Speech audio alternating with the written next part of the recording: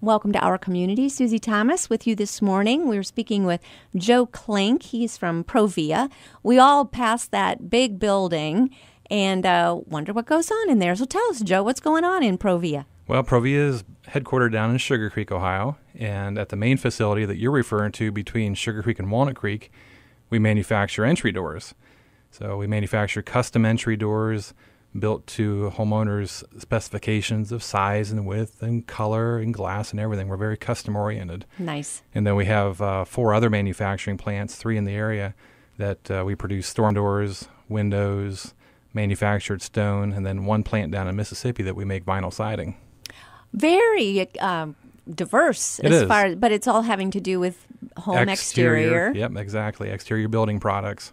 And we would consider our products to be more professional class. So we really... As opposed to builder's class? As opposed to what we refer to as consumer grade products that you would typically go into the big box stores and buy. Ours would be more professional class, customized. We sell through local dealers, independent dealers throughout the country that will come in, help you select the product, install the product, and we really focus on quality and service. Can the average Joe just walk in and say, okay, this is what I want my door to look like? And well, I'm an average Joe, but I work there, so and you might not be referring to that, but we are a manufacturer, and we do sell through dealers throughout the country. So the best way to find a consultant like that is to go to provia.com and click on where to buy, put your zip code in, you'll find a dealer, and that person can come out and help you. So you provide it to the dealers, yes. And then we, the consumer, works with the dealer. Exactly. Do you have an exterior that you think is maybe better than other kinds of Well, exterior? it really depends on personal preference. You know, as far as like the exterior side of your home, we manufacture vinyl siding and manufactured stone. How's it hold up? Well, we put a lifetime warranty on it, wow. So and lifetime transferable warranty to one subsequent homeowner.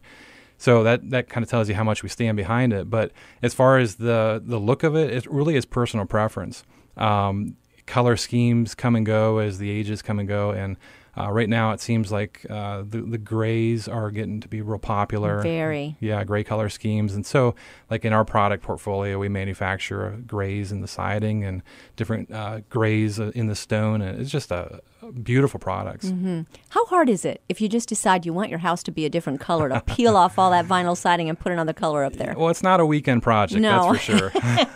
Yeah. Yeah, and there are some people that do-it-yourselfers that can do it, but you really need to know what you're getting into before you do that, because one thing that could happen is you open it up and you find exposed rot or some things that you weren't expecting.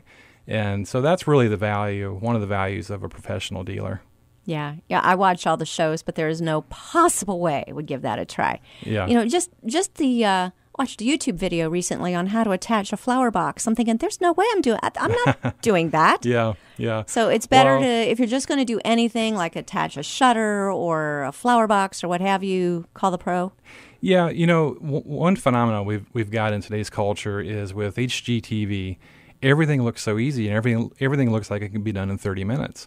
Well, what we don't see is all the problems that they edited out of that broadcast because they're trying to make a good TV program. Mm-hmm. And the good thing about those programs, it really gets you to be creative and to think outside the box.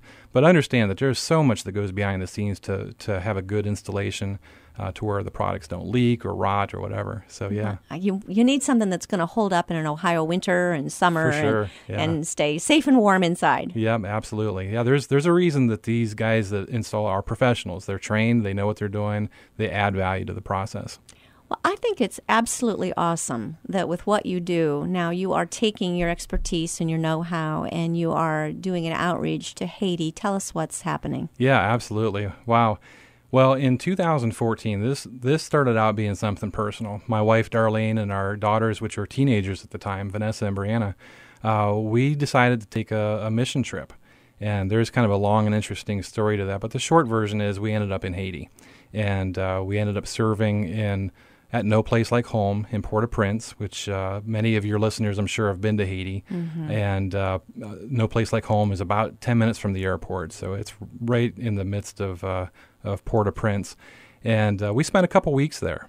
And doing what? What kinds of projects? We served in the orphanage, which maybe we can talk a little bit about the orphanage and what they do.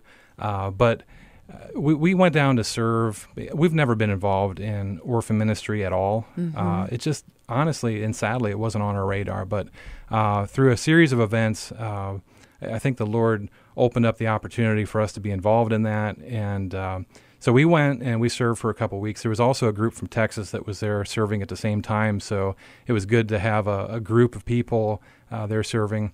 But the missionary that started the orphanage, he also has planted several churches throughout the country of Haiti. So he has the church ministries. He has Bible institutes that he uses to train pastors and church leaders. They have feeding centers because of the intense poverty in Haiti.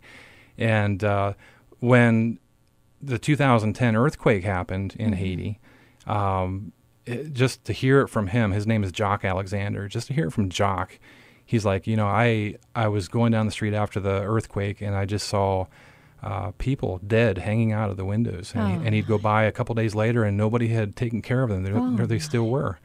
And he said there was children crying in the streets with no parents, no adults with them. He's like, I knew I had to do something. That wasn't on his radar. It wasn't on his radar before that either. But he's like, I had to act. And so he started the orphanage, and he actually used a piece of land that they had intended to develop their Bible Institute, and they started with tents there shortly after the earthquake and brought children in that were in need, took care of them, and people from the States primarily got behind them and helped them construct some permanent facilities there. And so here we come in 2014, and so we had an opportunity not only to be involved in the orphanage, but his ministry as a whole. Part of his church planting ministry, we participated in Vacation Bible School as a family, and then with this group from Texas. Jock actually asked me one weekend to go up into the mountains where they were planning on planting another church, and he's like, I want you to preach on the street there, and I'll have a translator for you. And it was really interesting preaching the gospel of Jesus Christ in the mountains of Haiti. And one thing that Darlene, my wife, noticed is that while I was preaching, although we don't understand the Haitian language, she picked up this. She said every time that I would say Jesus, the translator, who was a born-again believer, said Jesus Christ. Every time I said Jesus, he said Jesus Christ. Yeah. And found out that the reason is because everybody knows the name of Jesus there. You see it on their public transportation system. It's like a good luck charm. But to clarify that we're talking about the power of Jesus Christ, he wanted to make sure that the people understood that. Wow. So that was our first trip in 2014. And can I stop you there for a yeah, second? Absolutely. Because there's so much to this story. It's so awesome, and I don't want to leave a bit out. But you're a businessman. On your very first missions trip, how comfortable to step into street preaching? Well, this wasn't my first missions trip. When when I was in college, I had so you've done street preaching before. Yeah, in Mexico. When I was in college, I went down to Mexico for a summer and participated in that. So, and then also I led a youth group in the area for about 10 years, and we took them on missions trips as well. So you've done this before. So I've done this before. And I mean, it's a bit unnerving going to a new country. This was our first time to Haiti, and you hear all the stories about voodoo worship, and you expect to wake up in the middle of the night with stuff flying around the room, which didn't happen to us. But you just have these fears. But after you're there a while, especially after you're like, I know I'm where God wants us to be. Yes. In fact, when we were driving back from that street preaching in the mountains, it was dark time, and I leaned over to Darlene. I'm like, can you imagine being anywhere else right now than here? And she's like, no. We just knew this is what God had for us at that time. You felt a warm welcome from the people there. How did they respond to you? Yeah, the people there are used to seeing Americans. In fact, every time I've flown down, I've done a number of trips to Haiti. Most of the time, there's groups of Americans there. So they're used to seeing Americans come down. The Haitians are a mixed group. I mean, there's... I don't want to paint a flowery picture and say, oh, yeah, they're so warm and welcoming and stuff. They're living in poverty. Yes. And that creates a certain mindset with certain people that of expectation and of, you're an American, therefore you need to help me. You should do that. So that attitude comes through. But I will say that with the born again believers that we interact with, there's a difference there. God has made a change in their hearts and in their lives and in their outlook, that even though they're living in poverty, they have the hope of Jesus Christ, and it changes everything for them, including how they interact with people. The new building that has taken place there after the earthquake, and I'm sure they've been hit with all the other weather things that have been happening that we've been experiencing, over the last couple of months. Do those new buildings hold up a little better? When I think that the horrible thing with Haiti was everything was so in the poverty, built so flimsily. Yeah, it was very inferior. So the buildings that were constructed at first in the orphanage, and they have about 30 children at No Place Like Home right now. Those were single-story structures, and that was on the main part. Well, the continuation of the story is that, and we'll get back to your question about the construction because it kind of leads into this, is that when we were down there, we weren't intending to help with construction. That wasn't really kind of on our mind, but Jock showed us a piece of property that was adjoining to the orphanage that was empty. And he's like, we need to build another facility here, but I'm a missionary, I'm a pastor, I'm not a businessman. I don't know how to do this. It's a big undertaking. And so long story short, we should get back to how that came about because it's a really interesting story. But to answer your question directly, the building that we're constructing is rebar reinforced. It was designed.